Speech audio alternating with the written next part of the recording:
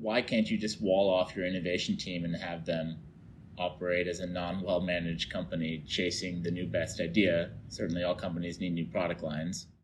You can, and a lot of companies do. I think so. Part of the challenge is also that oftentimes when we look at the startup space and we look at innovation coming out of the startup space, we talk about the ones that have succeeded, not the ones that have failed. Right. And, there's different numbers like, 1 in 10, 1 in a million, 1 in 100. I don't, in Silicon Valley, a lot of companies come into some soft landing more than I think people realize. But the reality is the really big successes are truly still rare, right? They are maybe 1 in a million. And who knows what the count of other ones that have failed is. So the problem for most large companies isn't about whether they can be innovative.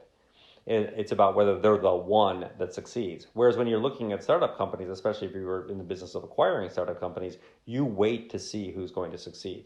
If you thought you could invest in the right one every time, you would do that, but you can't. So you wait to see who is successful. So I know that part of it is that people say, "Oh, startups are so innovative."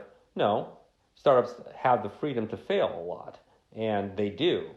Large companies, if they wall people off and say, "Go succeed," that's as hard as trying to figure out.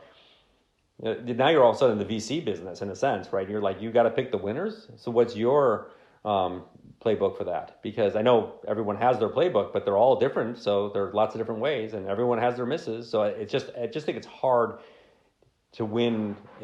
Even when you're doing innovation well, it's hard to be the winner in the space, right?